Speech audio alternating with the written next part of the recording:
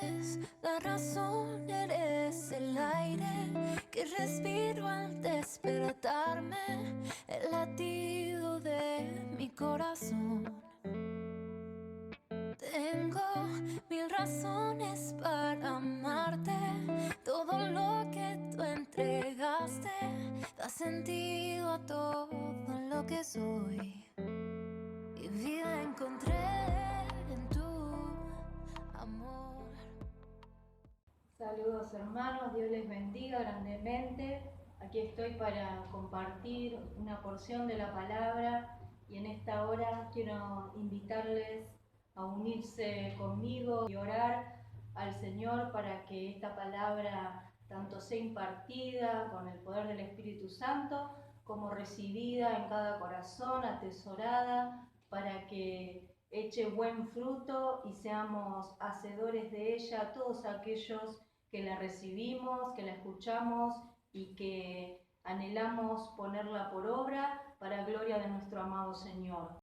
Padre, en el nombre de Jesús, en esta hora, Señor, clamo, amado Dios, que me estés asistiendo, Señor amado, y también ayudando a cada hermano, a cada hermana, Señor, que dispone su corazón para escucharte y para recibir tu palabra. En el nombre de Jesús, Señor, que seamos hacedores y no oidores olvidadizos, Señor amado, conforme tu palabra. Señor, cada día queremos asemejarnos más a tu Hijo amado. Señor, sea glorificado el Señor Jesucristo en nuestras vidas, te lo pedimos en el nombre de Jesús.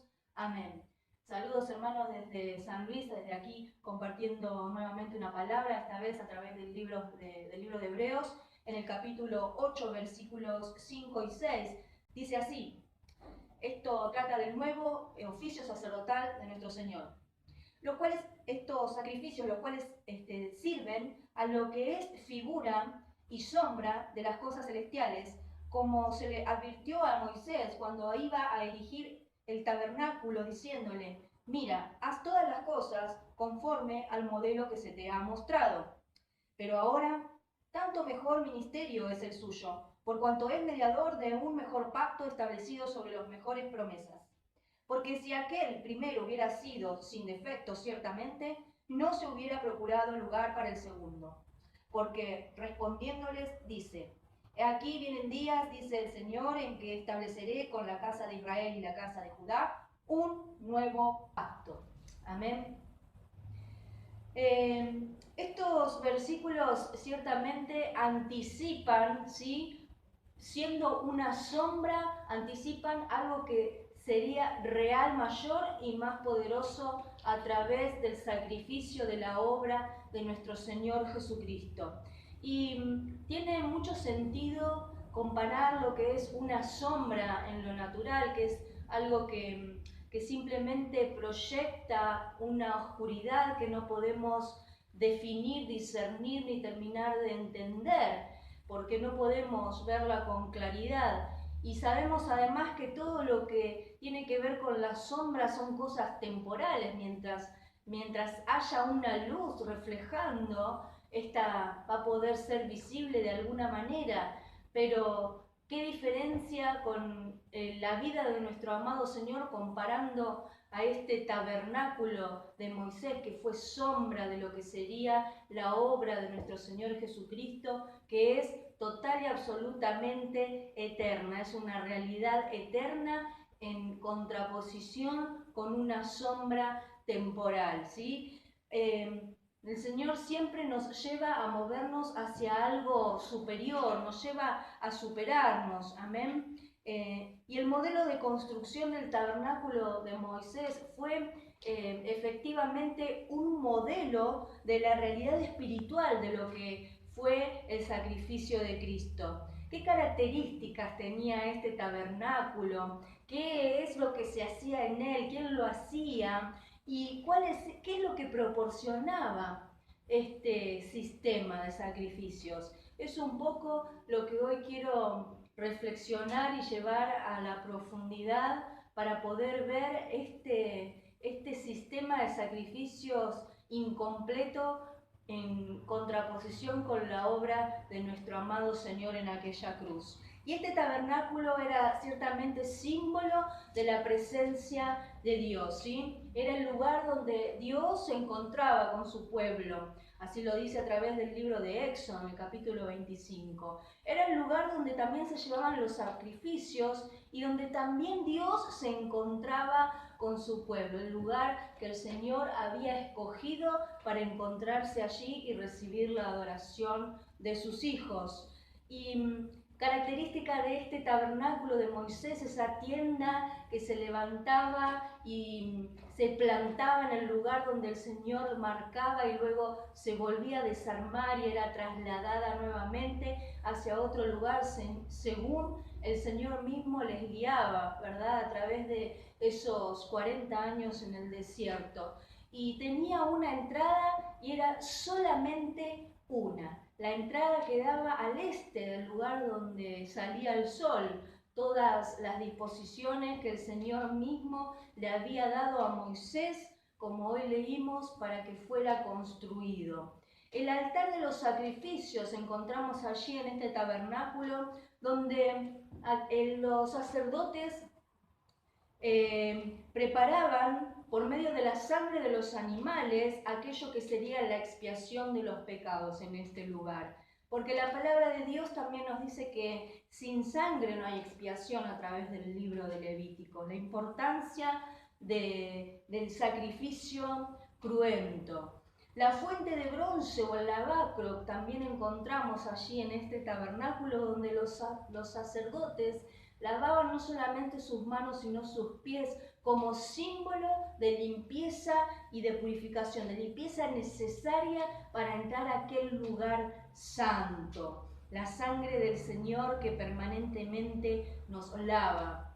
La mesa de los panes es este lugar donde Dios proporcionaba ese recordatorio que quería que estuviera presente en su pueblo, de esa provisión maravillosa y sobrenatural durante esos 40 años en el desierto. También podemos encontrar allí el candelabro de oro, ¿sí? Con esas siete candelabros, esas siete luces de fuego, el fuego que simboliza al Espíritu Santo en su total perfección.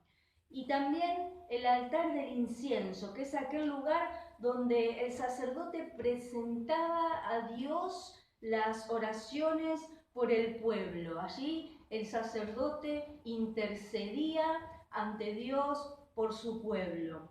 Luego podíamos encontrar el velo que simboliza esa separación tan grande entre Dios y el pecado del hombre. Un velo extremadamente grande y ancho, muy grueso, que simboliza la separación del pecado que habita en nosotros y la presencia de Dios. Allí el sumo sacerdote entraba, como sabemos, una sola vez al año, ¿sí? A ofrecer esos sacrificios a nuestro Dios.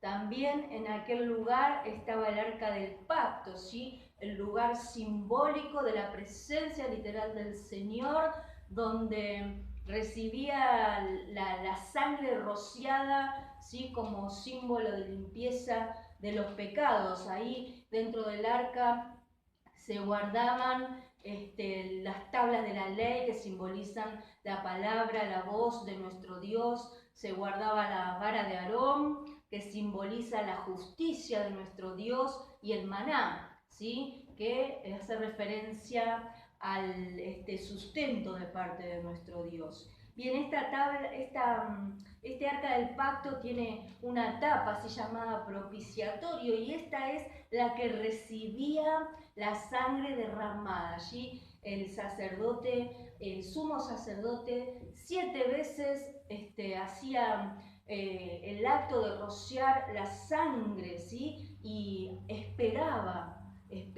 ciertamente el tiempo que fuera necesario hasta que el Señor contestara esas oraciones. Amén. El Señor dice que allí en ese lugar iba a reunirse con el pueblo, con el sacerdote en medio del arca del pacto. Dice en el libro de Éxodo 25 que el Señor dijo: yo me reuniré allí contigo en medio de esos 2 querubines que estarán por sobre el arca del pacto. y desde la parte superior del propiciatorio te daré todas las instrucciones que habrás de comunicarles a los israelitas. Amén.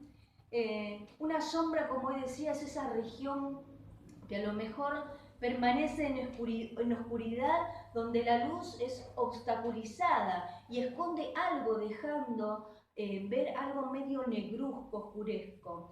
Pero también es una imagen oscura que proyecta un cuerpo que se ve opaco sobre una superficie al interceptar estos rayos de luz. La sombra de Pedro, dice la palabra del Señor, que cuando se proyectaba donde caía esa sombra, aquel enfermo era sanado. Entonces, todos nosotros proyectamos una sombra. ¿Qué tipo de sombra proyectamos nosotros como hijos de Dios en esta vida? ¿Cuál es el Dios al cual nosotros estamos representando?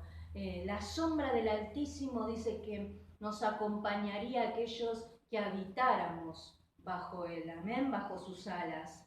No es lo mismo ver una sombra a lo mejor de lejos que estar bajo la cobertura de la sombra del poder de Dios, o estar debajo de ese árbol que es el Evangelio, las Escrituras que nosotros tenemos hoy al alcance de nuestras manos, como refugio, como sombra sobre nuestras vidas. Qué importante que es poder entender y reconocer la profundidad de la palabra de Dios en todos sus sentidos y poderla aplicar a nuestras vidas de manera práctica. Cuando realmente no vemos nítidamente, no podemos diferenciar lo que la figura en realidad es. Cuando vemos borroso, no podemos distinguir la realidad de la ficción y no podemos tampoco distinguir lo supuesto de lo verdadero, lo que me parece de lo que verdaderamente es.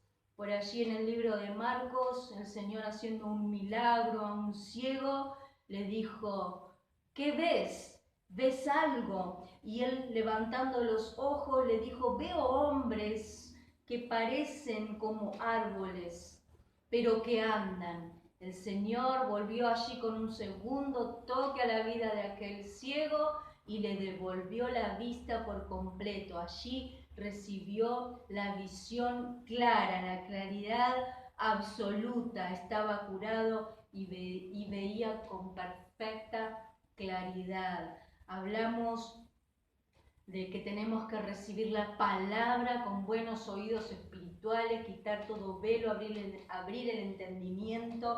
También necesitamos una buena visión espiritual para recibir la palabra, ser hacedores de ella de la manera correcta. Pero ¿cuál es la imagen que recibimos de nuestro Dios? ¿Cómo es una persona cuando comienza? ¿Qué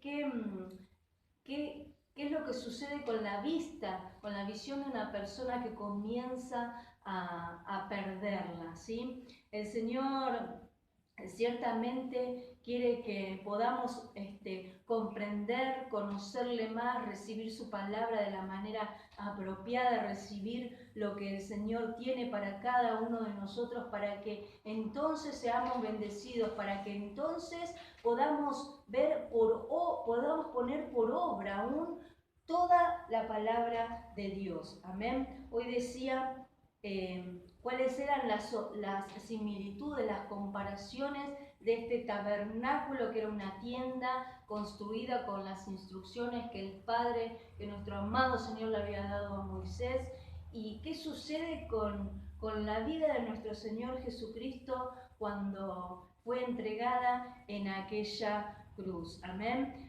Algunas de estas comparaciones que pueden enriquecer nuestra vida espiritual tienen que ver con lo siguiente. Dijimos que el tabernáculo era también símbolo de la presencia de Dios en medio de su pueblo. Pues el Señor dice en Mateo 1:23, Emmanuel es Dios con nosotros. Él siempre ha querido habitar en medio de su pueblo, ser el centro, tomar el lugar que le corresponde, el altar, estar en medio de su pueblo, como dice la palabra, que Él habitaría en medio de las alabanzas de Israel. Es el lugar donde el pueblo se reunía no solamente a recibir las instrucciones y el perdón de Dios, sino también para adorarle como el Señor demandaba de manera digna de ser adorado. Amén. Hoy decíamos que la entrada era una sola, pues el Señor dice: yo soy la puerta. El que viene y entra por mí será salvo, entrará y saldrá y hallará pastos. La paz de convivir con el Espíritu Santo en nuestras vidas nos da la tranquilidad de saber que está con nosotros, venga lo que venga, que situación que se levante, Él ha prometido acompañarnos y que nada nos faltaría. Si tenemos su presencia en nuestras vidas, nada más nos faltará. También leíamos sobre el altar de los sacrificios. En Hebreos 9, 13 y 14 hace referencia a este altar donde por medio de la sangre de los animales hacer la expiación por los pecados. Y el Señor dice en el libro de Hebreos que porque si la sangre de toros y machos cabríos y la ceniza de los becerros rociadas a los inmundos santifican para la purificación de la carne, cuánto más la de Cristo, el cual sufrió por sí mismo y no los animales de manera voluntaria como sí lo hizo el Señor. Él, sin mancha, el Hijo de Dios, nos limpiará las conciencias, dice la palabra, de toda obra muerta para que sirvamos a Dios. Los animales eran llevados, pero jamás fue una decisión propia. Ciertamente eran simples animalitos que exponían sus vidas sin entender lo que estaba sucediendo, pero el Señor, de manera voluntaria, fue el Cordero de Dios inmolado, ocupando el lugar de todo pecador para expiación de pecados. La fuente o el lavacro, esta fuente de bronce que podemos encontrar en este lugar, también nos recuerda que el Señor es el único quien puede limpiar nuestras vidas, que la palabra de Dios viene como ese río de agua viva, nos confronta, nos muestra nuestra realidad como en un espejo y somos realmente llevados a esa transformación que tanto necesitamos. Necesitamos ser limpiados y lavados, no solamente por esa sangre preciosa, sino también a través de la palabra cuando somos hacedores de ella. Amén.